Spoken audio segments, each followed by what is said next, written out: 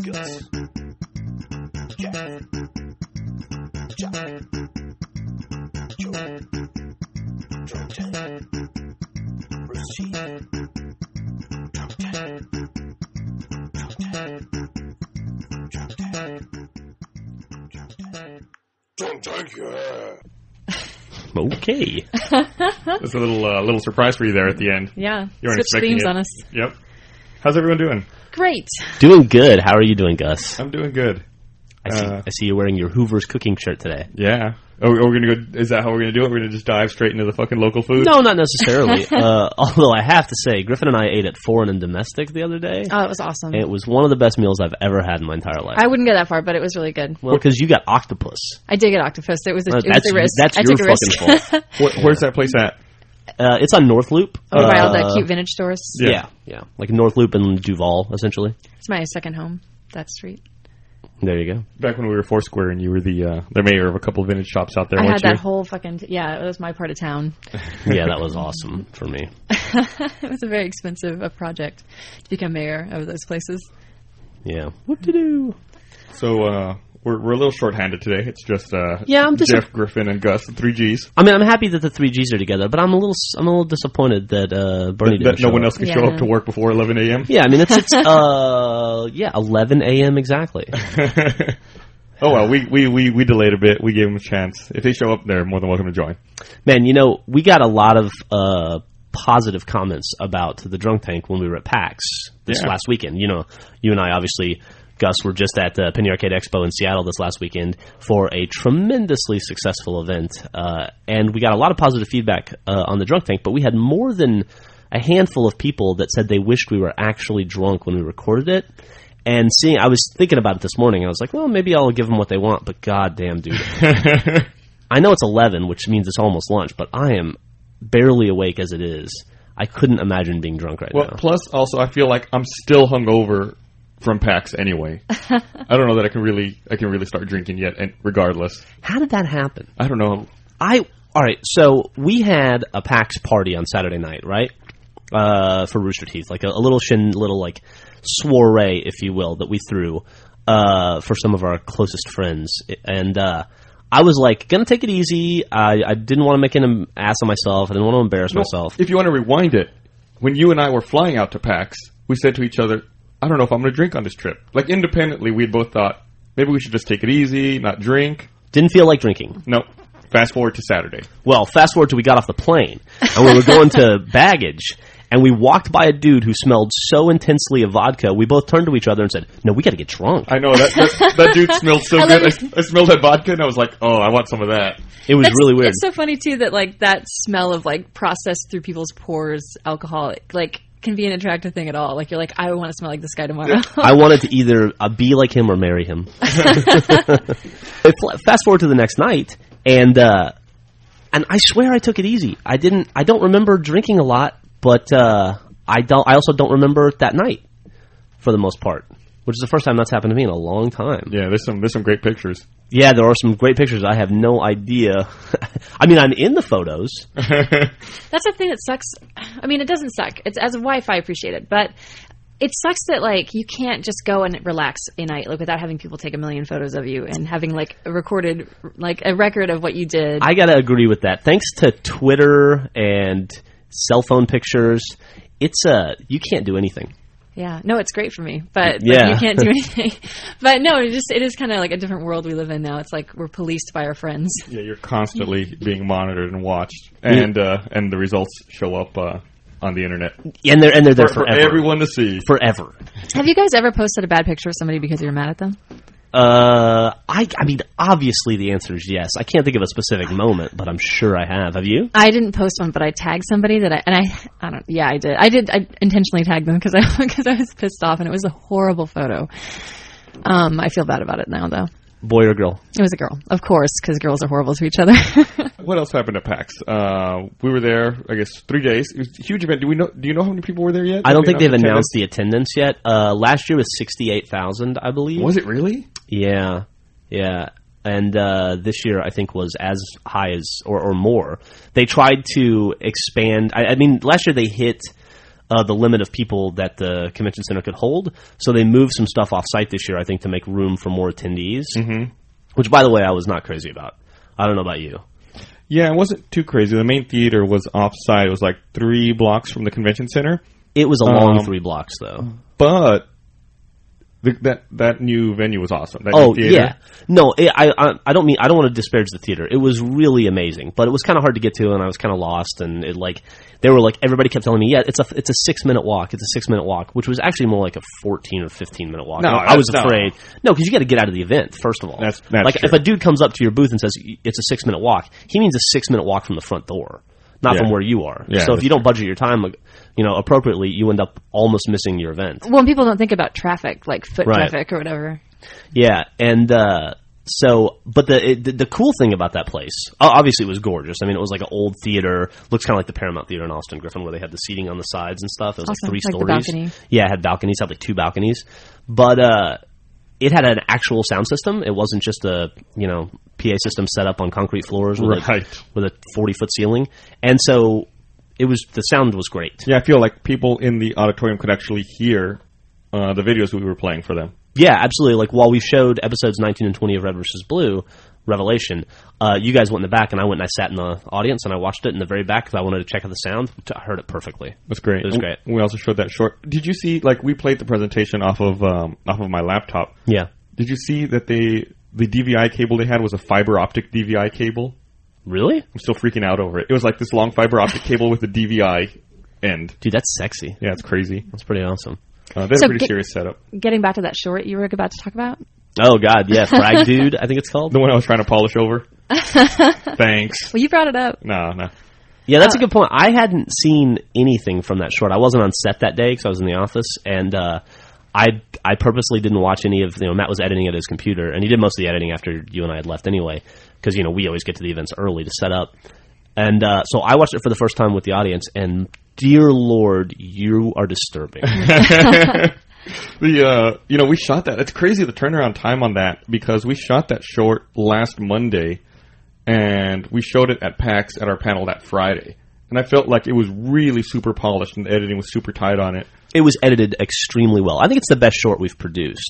I have to agree. Yeah, I mean, Matt did a fantastic job, and I'm assuming Nathan and Brandon and everybody helped on it too. Give them credit, but no, it was a tremendous short. It was a long day. It was still a long shoot. I think it was like 12 or 14 hours or something like that. Yeah, it went over a lot. Like, I left, I had to take Carrie to the office, and then I thought we were pretty much wrapped, so I didn't come back because it was just one more setup left.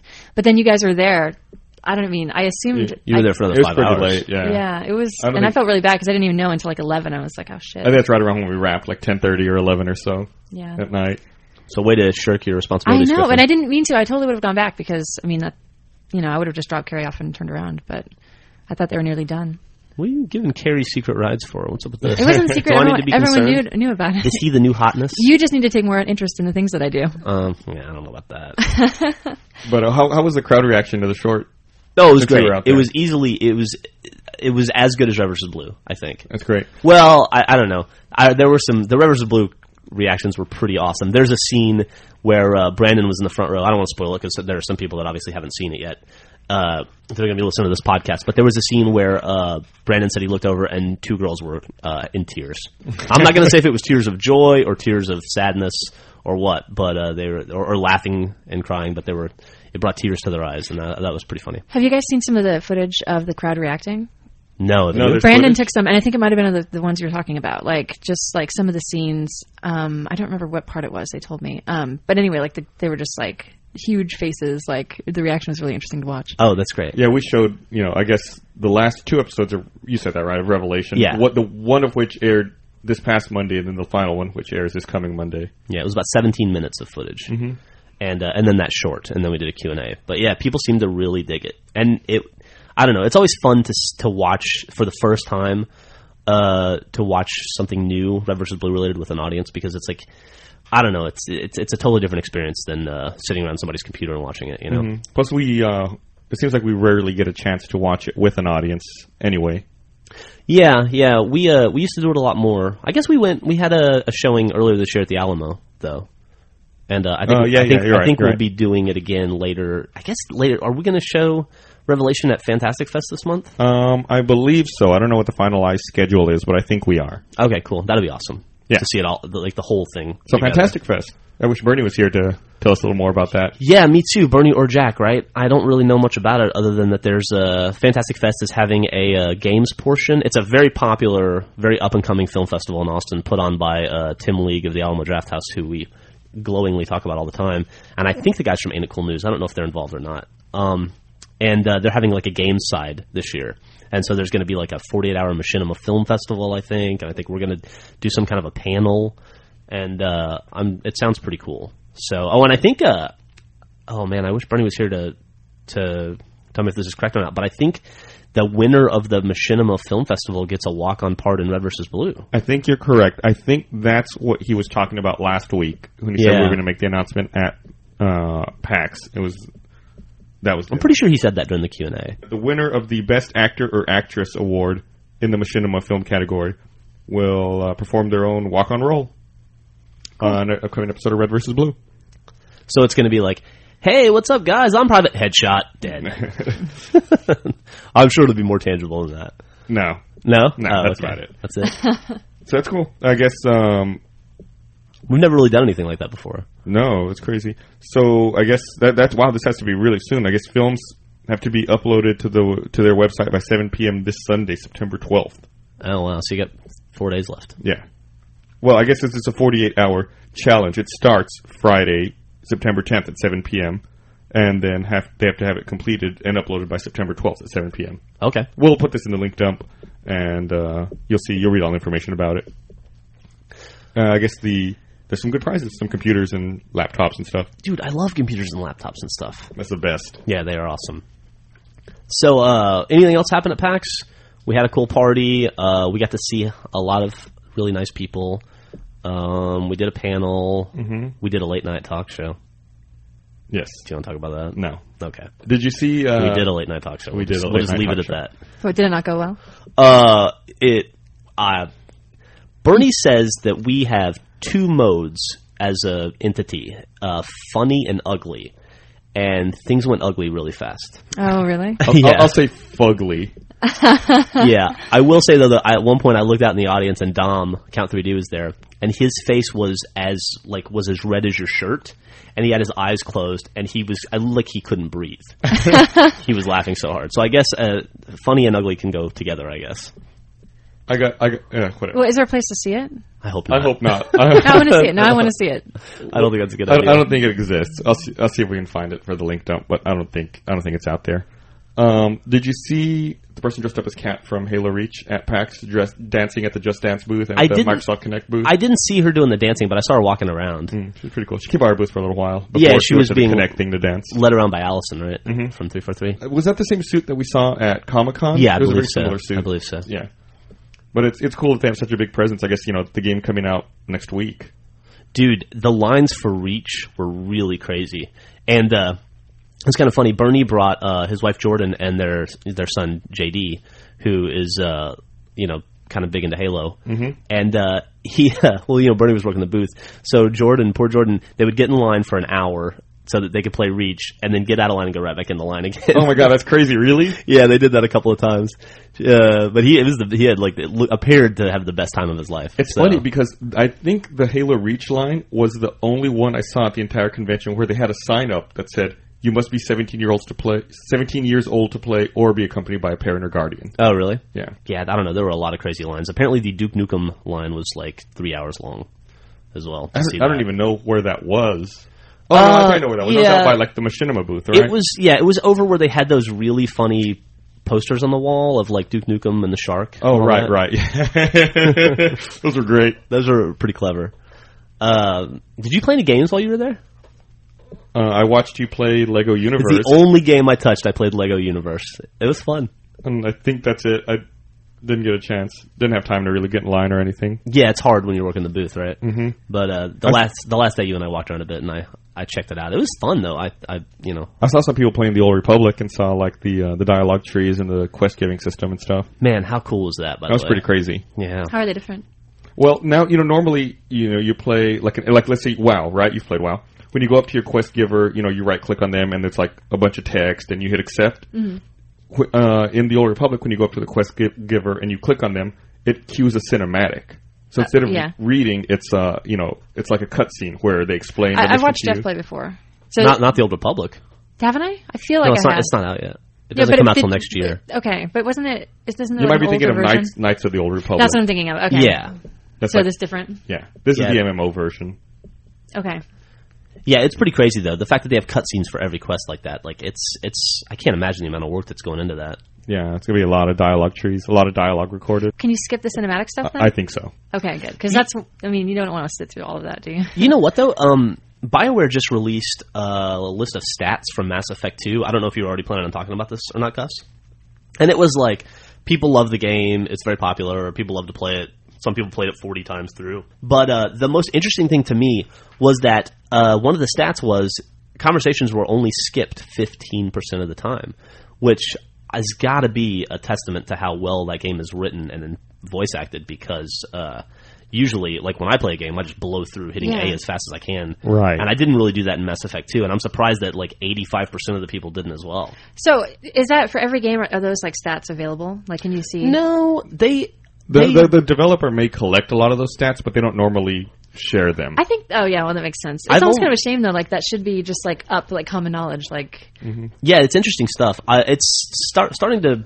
Like hit more like Red Dead Redemption released or Rockstar released a bunch of cool stats about Red Dead Redemption and then now BioWare's done it. I hope to see it more because it's really interesting to see because that also it not only shows you like how many people played the game, how many people finished it, all that nonsense, but it shows you how people played it, which is interesting. Well, the average and what's funny is the average completion time for Mass Effect 2 they said was 33 hours, but there were 4 Xbox 360 players who beat Mass Effect 2 23 times. Who are those 4 people? Are they listening to our podcast? Yeah, there are 2 on the PC who completed it 28 times. And I'm sure they got faster as time went on. They didn't take the full 33 hours, but that's a lot of fucking time. 23 times, dude. That's crazy.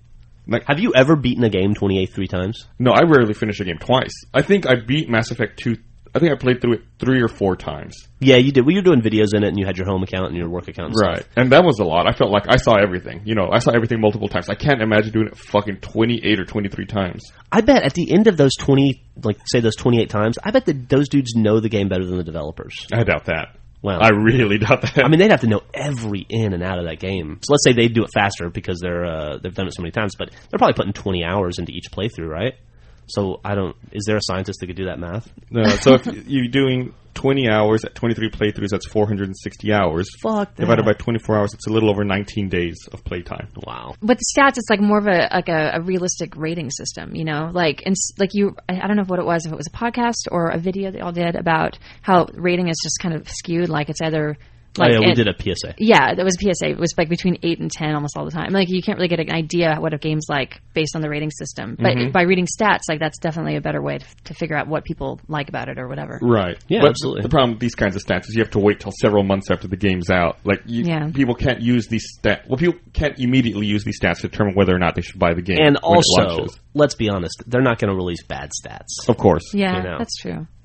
Well, and I mean, most people, I think, usually, I mean, they buy a game because they played a game that came before it that they liked, or they liked the trailer or whatever. Yeah. I mean, they're not going to read stats. In this one, it says that 50% of the players who played Mass Effect 2 imported a saved character from Mass Effect 1. That's pretty interesting. I played Mass Effect 1, and I did not import a character from 1 to 2. Did you finish 1? No, I never finished it, and I couldn't find my save file, so I would have had I found it, but that sucks. Wouldn't have mattered because I didn't finish Mass Effect 1. I did both. Did you? Yeah.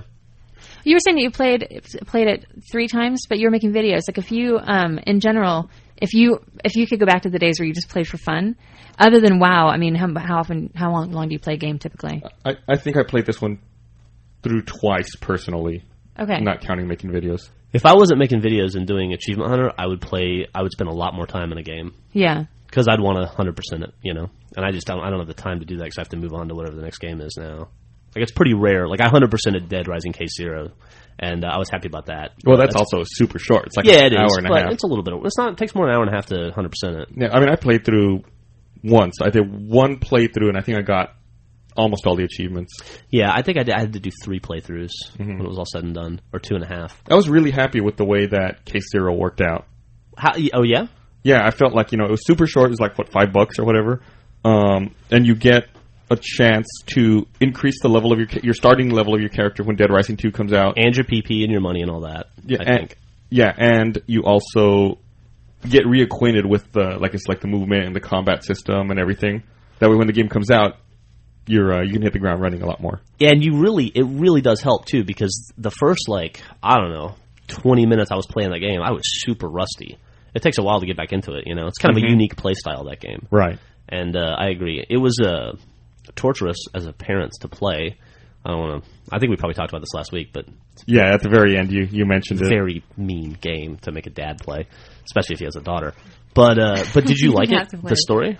No, I did have to play it. Yeah, I mean, it is what it is. I didn't think there was anything wrong with it. Why, was there something wrong with it? No, I thought it was great. It reminded me, there's a mechanic in that game that I hate, and that I always hated in the first game, but I think why I hate it is why the game is good, and that's that goddamn timer. Everything happens on a timer. Yeah. And so it's so stressful. I get so stressed out looking at my watch going like, oh my God, I've only got 2 hours until the military arrives. I still have to do 4 things. What am I going to do?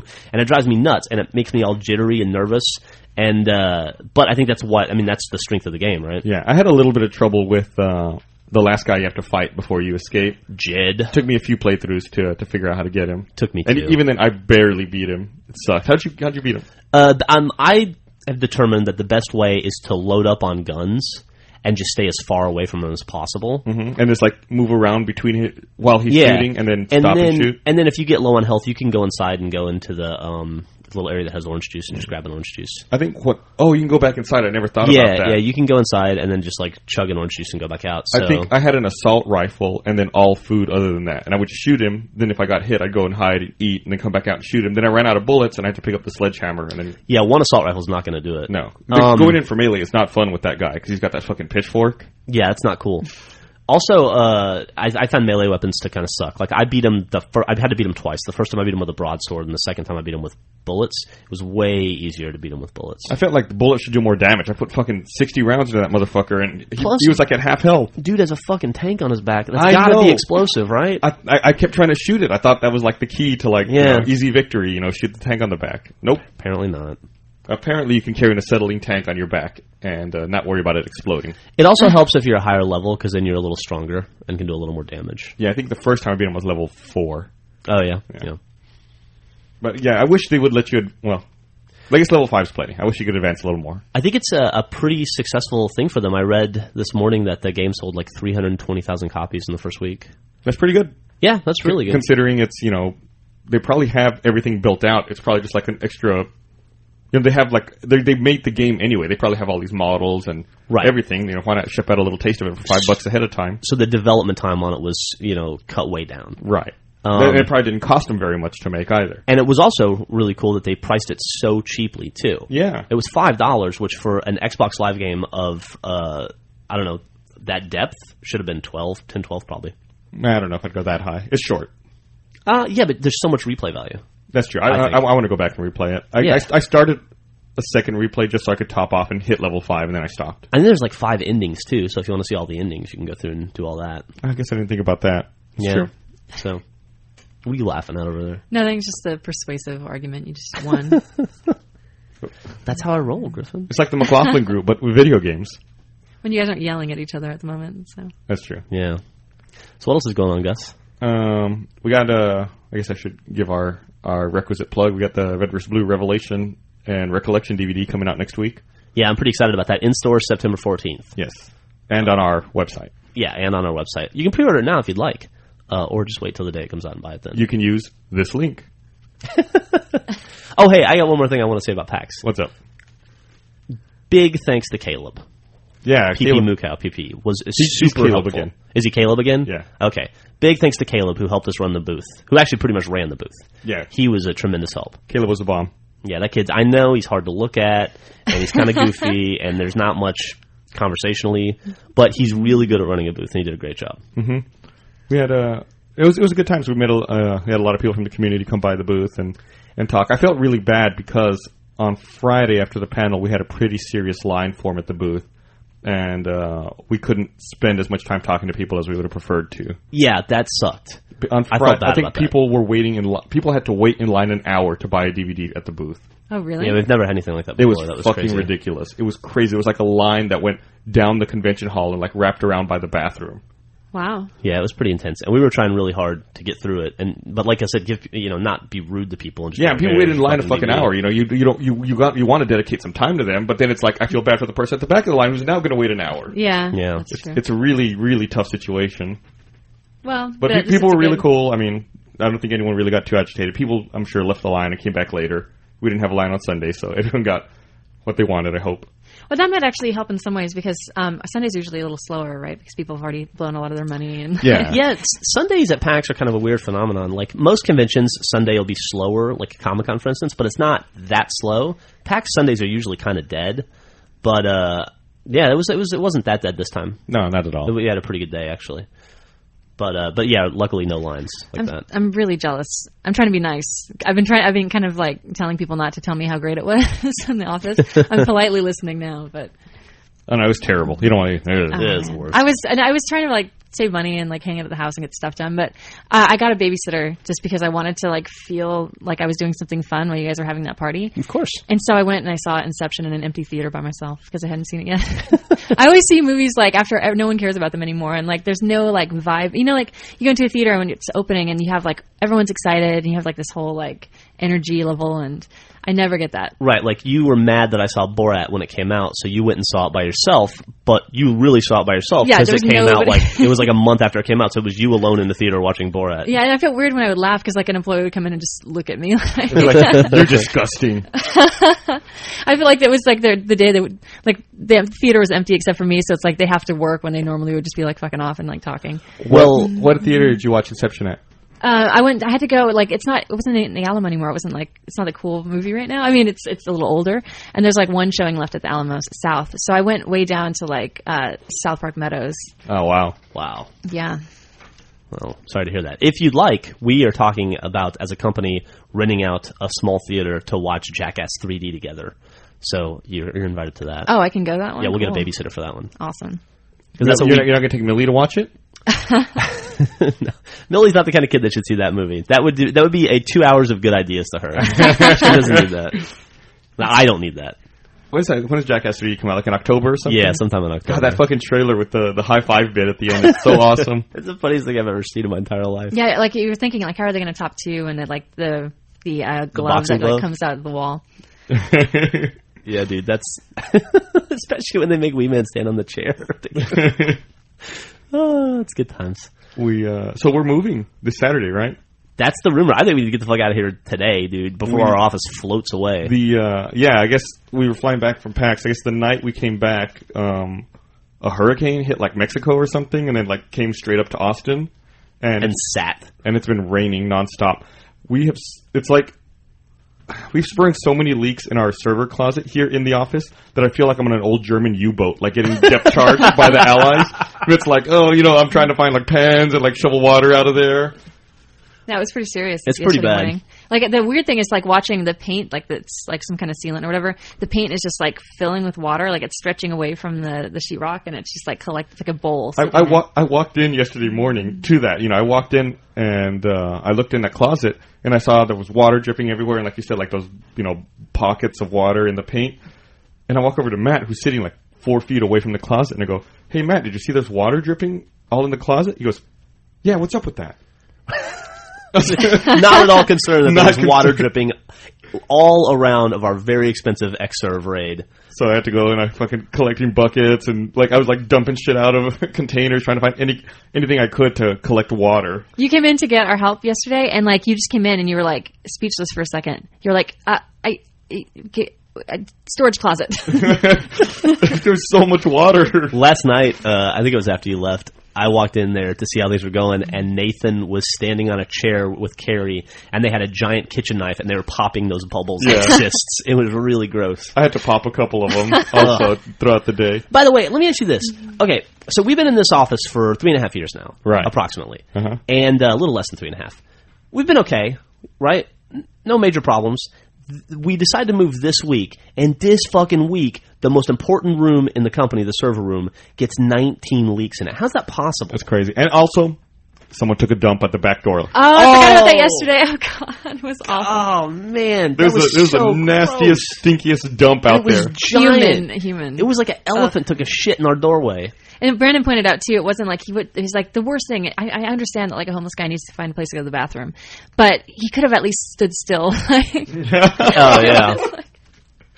That's pretty terrible. It was gross. Yeah, it was really well, gross. I felt it was like a going away present, because when we moved in, we found a giant turd in a condom out there. Oh, that's Turd in right. a used Right condom. next to each other. I'm going to take a shit and fuck tonight. It was like yesterday I went to get coffee at but the front was like locked up, like the gate was up, so I had to go out the back, and I knew that was down there.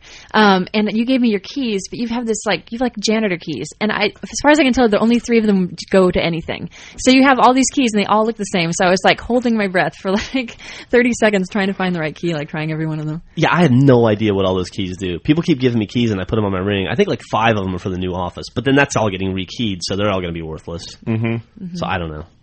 Yeah, it's pretty ridiculous. You're ridiculous. So yeah, we'll be. That's it. We're getting out of here. We'll get the new office this weekend, starting next week, I guess. Moving on 9/11. Mm-hmm. That seems inappropriate to me. Does it really? We're showing. No, you know what? We're showing the terrorists they didn't win. That's we're right. still living our life. If we're moving forward. Mm-hmm. If we don't move on 9/11, then the terrorists won. Exactly. That's a very good point. It's patriotic. I'm going to wear red, white, and blue. Yeah, we're doing our patriotic duty. There you go. But I'm really, really excited to get out of here. I'm sure we've said that a million times over the last few podcasts. Yeah, I'm going to miss downtown, and I like how close it is to our respective houses, and I like all the food options, and how women don't wear a lot of clothes in the summer, and they walk around downtown a lot. But I am definitely going to appreciate the space, and hopefully no dumps in the doorways. Hopefully not. Well, we have a gate. Or we'll find out that it was one of us the entire time. And we just assumed it was a homeless person. Yeah. I suspect Monty. You can't tell with that guy. When I came in last night, you had to move the equipment away from the water, and I was like, "Oh, did you see that giant dump outside the door, Monty?" He was like, "No." But did you see that salamander over there? That's crazy, right? I was like, it was like a weird deflection. He's like, yeah, dumps, those aren't crazy. We know what's crazy? Salamanders. Look at the time. I gotta go. I gotta get back to this render. How did he not notice? Did he use the back door yesterday? I think he probably came in the front door. Oh, right, because he came later. Yeah, that's probably fine then. It was gone this morning, so somebody collected it. I think the hurricane that passed through probably washed it away. Good Lord, dude. It was crazy how much it was raining. My basement flooded. Did it? Which it does occasionally. Yeah. Like when it rains really bad. Our poor chickens, like we haven't really prepared for the winter yet. Like we just sort of they didn't have a roof or anything on the coop. And they've just been like wet for 3 days. Well, they had 3 places. They had 3 overhangs. Well, they're not intelligent. They're just not brilliant. No, like they don't move when the rain starts coming. They just look pitiful. So Griffin and I last night at like 11 p.m., like the chickens had enough, so we went out and made like a plywood roof for them. Yeah, we're building a roof like in the pouring rain. Yeah, it was rough. That sounds terrible. Still no fucking eggs either. Thanks for nothing. I know, well, maybe if they had a roof over their head. Maybe now you're finally taking care of them. This is Texas, dude. It's the first time it's rained all year. Really? Is that the first time it's rained all year? It's actually been a pretty rainy summer. You're a rainy summer. You haven't actually. I think you missed a lot of the rain because every time it's been raining, you've been out of town. Yeah, I've been gone a lot. Where you been going? He hasn't been going anywhere for work. I'll tell you that right now. Oh shit! That's not true. I went to Bungie and Comic-Con. And we were gone in London for 2 weeks. She was with you for that one, so she knows that one's not a lie. So it's not. There's no secret family out there. I should know that. No secret Eskimo. See, I don't understand that. Like, why would anyone have a secret family? Like, why would anyone go and get married to somebody else and like raise other kids? It's so exhausting to like not just a family, but like you go to work and then you get home and then you're just trying to keep your house clean and like get your kid to bed and like why would anyone want to do that to themselves twice and keep up the stress of like trying to? No, I totally agree. Like having families in multiple towns, just have like 10 mistresses. That would be way easier to deal with. Really? I would think so. I mean, come on. And then you have to deal with the fact that you're a shitty dad half the year because you're not putting your kid in Wisconsin to bed. You're putting your kid in Texas to bed. Yeah. Or vice versa. Well, I don't know if like guys who have multiple families are thinking, oh man, I'm kind of a shitty dad. You don't think so? I gotta play catch a little bit more with my son. That's probably low on like their list of concerns. I've got so much dadding to go around that I gotta, I want to spread my seed. I'm sure that's exactly what they're thinking. I hate that phrase. Yeah, I do too. Like, phrase. I just got creeped out. Yeah, that's a little creepy. So, did you hear the other day? I'm a little shocked by this. I'm going to bring it back to video games. Okay. I guess a couple of weeks ago, I read this interview. I guess where they were where someone was talking to a developer over at Blizzard, and they said that now that StarCraft II: Wings of Liberty has shipped, they have started hardcore development on Heart of the Swarm. Just started? We're just now getting serious about breaking ground on Heart of the Swarm. So how far out is that going to be then? I don't know. Because, I mean, it took 10 years to make StarCraft 2. We always have a lot of ideas, and there's been some design work on it, but hardcore art and programming is just now starting to begin. Well, one would assume that development time on that game would be significantly less because they've spent 10 years building the system for Wings of Liberty, right? Yeah, but they weren't making the game at the same fucking time? That's got to put it 2 or 3 years out, probably. Right, I was expecting it like later this year or next year. Yeah, I was thinking next spring. Why would you think that? Just out of curiosity. If it took 10 years to get the second one, why would you think because it would happen the framework's already done. They just have to make, the campaign. Yeah, plus they made StarCraft 1, and then they decided that StarCraft 2 was such a big game they were going to release it in 3 chunks. And so we'd expect those 3 chunks to be released like Kill Bill style. I see. Yeah, right. Okay. That like makes sense. Right. 4 months to a year apart, not another decade. We might not live long enough to play all of those. Yeah, maybe not. It was Rob Pardo, Blizzard's design boss. I don't know what his actual title is. Maybe it's actually design boss. Design boss would be awesome. But man, I can't believe it's going to be that fucking long. Or maybe it's just all a head fake. Who knows? Yeah, that's possible. So what else you guys got going on? Last night we stayed up until 2:30 in the morning we watched 3 documentaries. What'd you watch? Well, we were working on like projects and like just letting them run.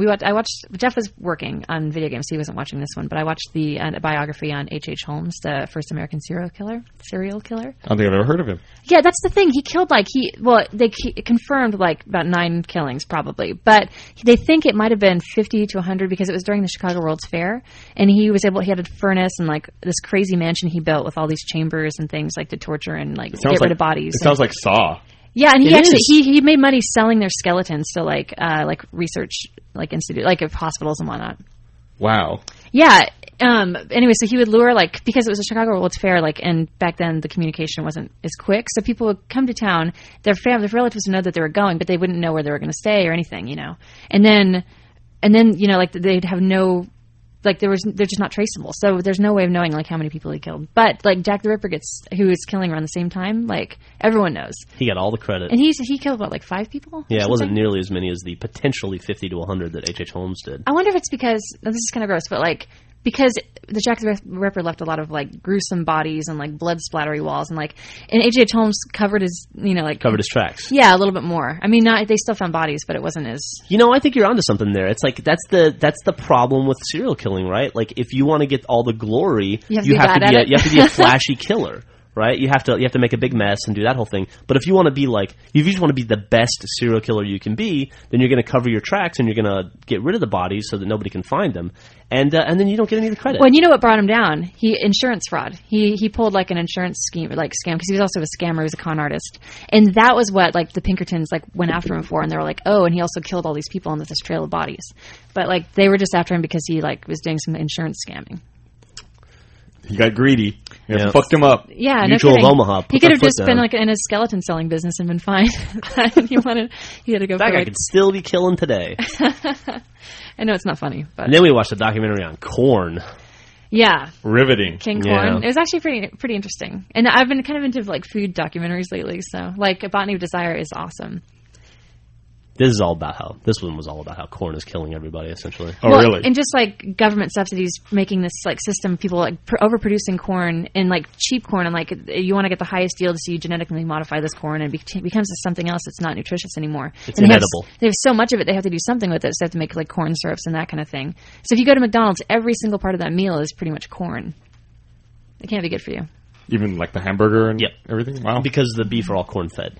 Oh. Yeah, and the cattle are I'm sorry, but they're penned up because they want them to get fatty, and then they're fed corn, which they shouldn't just eat a ton of, and they have all these massive holes and pockets, and they get sick, and it's gross, way gross. This is a great talk right before lunch. Okay, what was the other documentary you watched? Oh right, I hope it was less gross.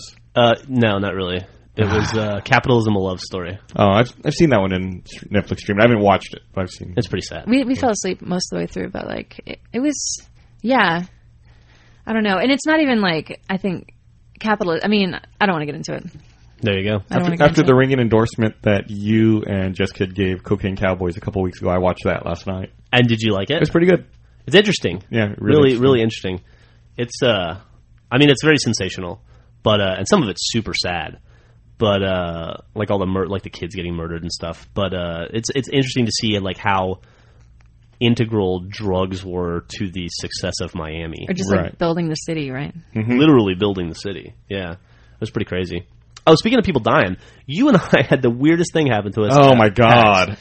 We were walking down the street. Was it 2nd Street? Yeah, I think it was 2nd or 3rd. On Friday or Saturday night, we were walking down 2nd Street, and there was a dude on the ground, and the cops were like, he was fucked up somehow. And the cops were like arresting him and taking him to the hospital at the same time, it looked like. And we were like, wow, that was really weird. The next block, I'm not kidding, the next block, there was a dude on the ground, like having seizures, and there were paramedics attending to him. And we were like, what are the odds that we would see that twice in one night? The next block, there was another guy on the ground, completely unresponsive, and somebody, some paramedic giving him CPR. This seems like an intro to a movie about That's like what a massive, no, like... I thought it was The Happening or something. It was like the beginning of a zombie movie. It's like people are falling down, no one knows. Yeah, like everyone in the city is starting to get affected. It was fucking crazy. Well, I'm glad you guys got out of Seattle before it was too late. Man, every time we go to Seattle, I feel like that city's trying to kill me. Yeah, you guys almost had that tree fall on you that one time. Right? Yeah, and we had that crazy storm and all that stuff. We had the lights go out in our hotel. Yeah, it was also related to that same storm. Yeah. It was crazy. So okay. And also, it's getting less crazy. It was like one storm and some people having seizures. Twice. If you were there, it'd be crazy. You weren't there. You don't know what happened. You can't judge. Well, I was having a crazy time watching movies by myself, so. Yeah. It's sour grapes talking. Man, I'm so excited for Reach next week. I can't wait. Oh, right. We should talk about that. Halo Reach is coming out next week. Yeah. Yeah, it's pretty cool. Awesome. I'm glad we covered that. Yeah, I'm really excited to play it. It comes out on the 14th. What is that, Tuesday? Yes. Are you guys doing any kind of like playdate thing for it? We haven't announced anything, but that's not a bad idea. Probably a pretty good idea. I mean, I have a feeling it'll just be like a constant play date because we'll all be online 24 hours a day. Yeah, but if you make it an event, then it's like a party. Make you an event. I don't know what that means. Yeah, I don't. But it sounds like work, and I'm not going to do it. Yeah, we'll be playing Halo Reach when it comes out. Woo! Did you hear that it's speculated Blockbuster is going to file for bankruptcy? They already did. I thought they filed Chapter 11. Did they? Yeah, or they're in the process of filing Chapter 11. Yeah. I must have missed the news then. I'm surprised they're even still open. Couldn't have happened to a more deserving company, if you ask me. Yeah, there's so many cute little video stores, like in my town, in Corvallis, Oregon, that shut down because of Blockbuster and Hollywood moving into town. So it's hard to feel bad for them. Well, not just that, but I mean, there is that, right? Like they came in and they Walmarted. They had their day. Every city in America, and they put a lot of local businesses out. But also, they were so like arrogantly against technology and advancing technology. And taking advantage of opportunities like Redbox and Netflix as they were developing, and they deserve to go out of business. And now they're struggling. Like they have a streaming thing, they have like a Redbox competitor, and all that other stuff. They've tried all that stuff, yeah, but they're so far behind. There's no way they're going to survive, and they should. I mean, if you don't innovate, you should die.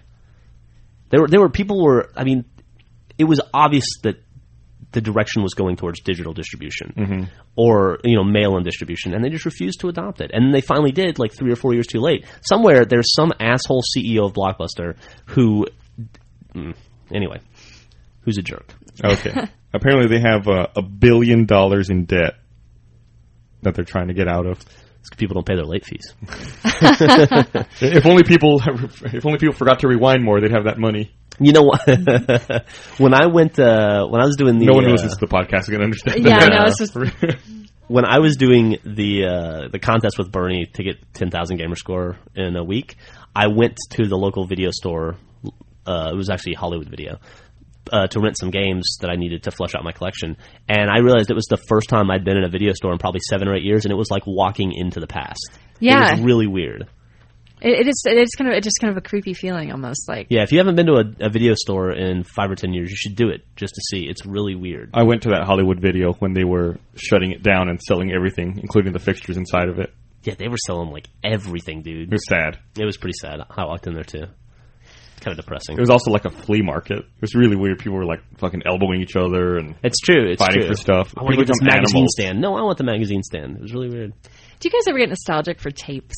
Like No, cassettes and- never. But you're just talking Never. about rewinding, and I remember we got like a VC, like we had one of those like rewinders you just bought just to rewind Right. your VHS tapes because it was bad for your VCR. And I remember being so like excited. I'm like, now I can rewind and start watching this movie right away. I don't have to wait for this one to rewind first. How fucking It's impatient technology do is- you have to be? Like, I can't wait 4 minutes. No, but you wouldn't be able to wait 4 minutes now. Like now everything's so instant. No, and you're you don't have to impatient. rewind. You are so impatient. I'm so patient. Why are you giving me shit for I'm this? super patient. No. I can't believe you. No, impatient.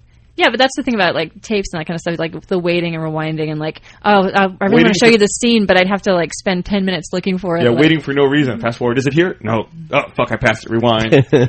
Then you couldn't see anything anyway. Yeah, no chapter skip and fucking. You try to pause it and it'd be all Oh yeah, like the terrible tracking looking. thing. Yeah. Speaking of watching stuff, I have a new favorite TV show, Oh yeah. Wipeout. God. It's the best. Have you ever seen it? Yeah. Oh, it's so terrible. It's awesome. You finally caught on. It's just people getting hit in the head for an hour. It's so fantastic. I don't think I've ever sat down to watch that show, but I've watched it, like flipping through the channels, like, oh, I guess this is it. No, dude, I watch it. I seek it out. I watch it on Hulu. I watch it on Hulu Plus on my phone. It's like, it's my new... I watch episodes over again. The thing you're like, hey, there's a new season. I'm like, so it's going to be the same, like a bunch of people you don't know. Well, sometimes they change the Jumping. course up. They come up with new ways to torture people. And people are all so obnoxious and annoying that you really want to see them get hurt. It's really great. I'm not judging, but I don't get like the entertainment value of watching somebody hurt themselves. Why are you going to go watch Jackass then? Oh shit! I have a little thing for Pontius. Oh, God. Until he got his until he got his dick bit off by that snake in Jackass 2. Well, that was Oh, terrible. I forgot about that. Yeah. Yeah. Now he's an innie. Hey, I see you've got the new Xbox controller up on your computers there. Yeah, something maybe I was talking about. Yeah, we can talk about that. Or not. Okay. I guess Microsoft has the new. Is this out yet? No, it comes November 9th. I saw it in the wild at PAX, though. Yeah, I guess they are going to release a new controller that has a pop-up D-pad. I don't get it. I guess you can make like the border behind the D-pad become recessed. Have you ever felt the need for that? The only time... my biggest complaint with Pac-Man CE was the diagonals. You're 100% correct. That would have been great for Pac-Man CE. You're 100% correct. That was the biggest problem with that game. Mm-hmm. Yeah. And of course, that was the Xbox Live Arcade game, Pac-Man Championship Edition. It's probably one of those things, too, where, like, it doesn't seem important or necessary to me at all, but the first time I use it, I'll be like, how did I ever survive with the D-pad the way it used to be? Right. So... Yeah, I guess they're going to sell it, what did I say, November 9th for $65. And it comes with a charge kit. That's cool. I Yeah, wish we saw a couple of them already. I don't know why that they're were waiting. like, yeah, I don't know. They were packaged and ready to go. I think Major Somebody Nelson or someone was giving them out at PAX. I wish it wasn't coming out literally 2 months after Halo Reach, because the Reach Xbox is going to come with 2 brand new controllers that'll, I mean, if you adopt this D-pad technology, will now be obsolete in like 5 weeks after you buy it. Yeah, but come on. If you're dropping money for a limited edition console, are you really going to You worried about the Yeah, controllers? that's a good point. care about a $65 controller? Yeah, that's a good point. They're $65? Well, yeah, it comes with a plain charge kit. I That's didn't fine. know that. So next time you throw in and smash it against the wall. No, something this one to say comes about with the it. plain charge kit. The one I smashed the other day was $40. That's the one that had the good like chat pad or whatever on it. Is that what they're called? Did you break the chat pad? No, I didn't have the chat pad on it. My chat pad was, it's sitting on the desk. But I did smash the shit out of a controller at work the other day. Why? What happened? I don't remember what game I was playing. Do you remember? Oh, it was fuck. What was that game? That doesn't sound like a good game. It doesn't sound like a good game.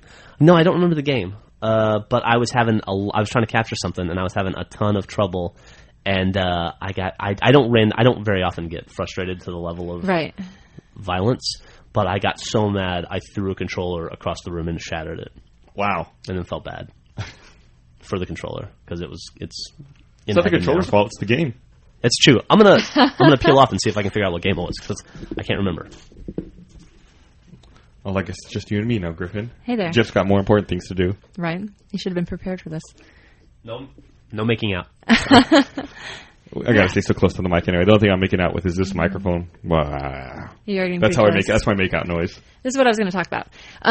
We you're moving to the new office and you were about to have like an actual dedicated drunk tank area that Right, is right. only for the drunk tank and isn't going to be overlapping in other people's projects and Thank stuff. God.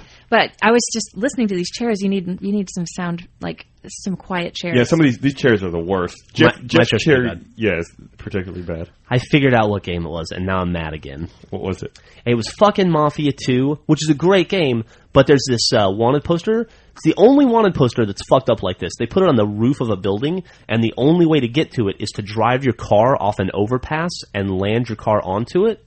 But you have to be going 60 miles an hour to be fast enough to get to the roof, and there's snow on the roof. So as soon as you get there, you just skid right the fuck off. So you have to do it at an angle that you run right into a chimney.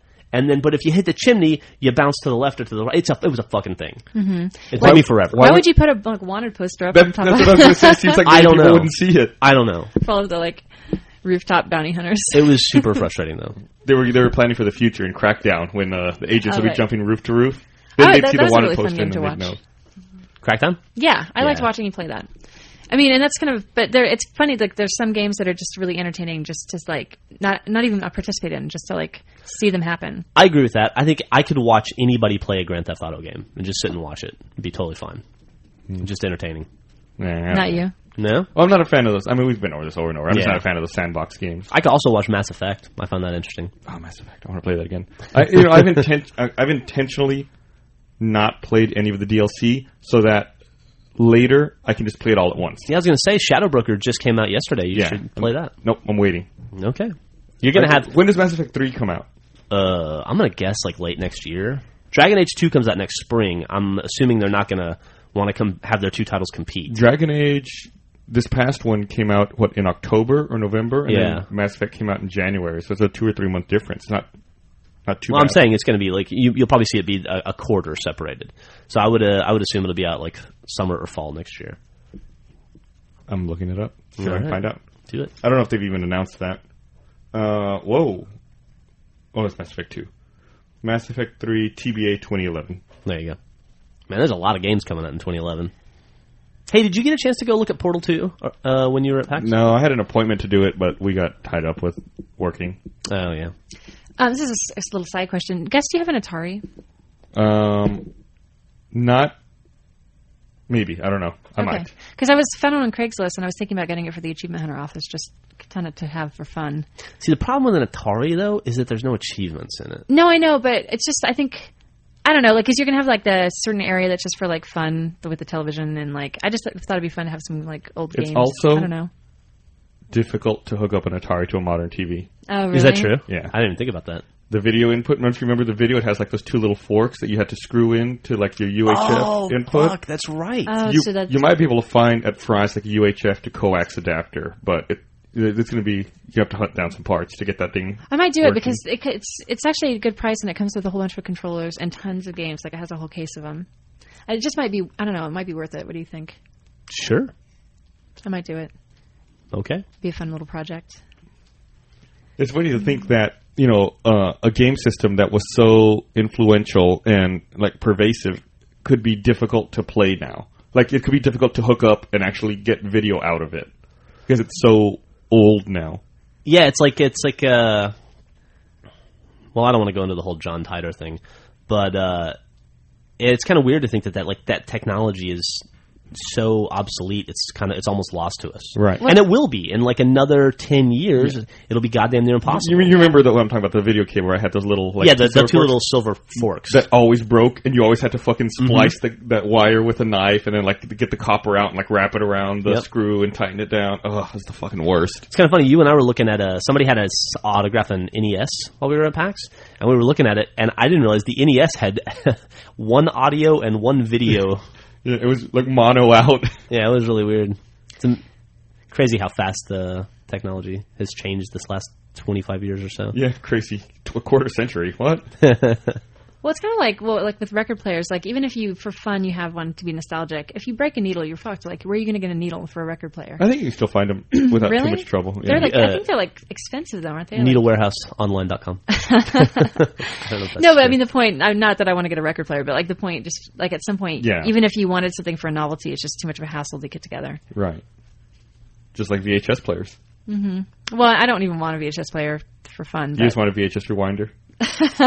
That's what she does for fun, to like calm down at the end of her day. She just goes and puts tape in, rewinds it, sits there. I actually, it's kind of sad. I have a bunch of like mixtapes like from high school and like. Man, you are really on this tape. I know we're talking about it. Whatever. This is what I can contribute. Okay. Yeah, no, I just have like just things I can't get rid of because they're like mixes and like I don't know, just stuff that I'm nostalgic for. But I don't have a tape player, and they're impossible to find. Like, where do you find them? Actually, that's the boombox that we used for the last short. I found at a pawn shop, and it had a tape deck on it. So maybe I'll steal it. Yeah, either pawn shop or time machine probably is your best bet. I'm sure you can find them at Craigslist or the flea market or something. Yeah. Well, yeah, if I wanted to put effort into it, sure. I could probably get that together. Never mind. You I'm not going to talk anymore. You can probably order one off of Amazon. Oh, are you about to quit the podcast like Jack? I'm just going to go pout in the corner? I'm going to fulfill the Jack role. Hey, speaking of fulfilling the Jack role, we should go eat. Oh, that's a good idea. Oh, by the way, we should mention that Jack died. Oh, yeah, where's Jack? He got strep throat and died, yeah. You know, I lost my voice after the party on Saturday, and it's only now starting to come back. I still feel like it's not quite back. And the fact that my voice is still gone, and I know Jack has strep throat, has made me really nervous. Did you guys make out? See, he doesn't remember. That's the problem. Yeah. Well, that was nobody knows. Maybe. Like, Griffin, I came home, Griffin goes, "Did you cheat on me?" And I'm like, "I don't think so."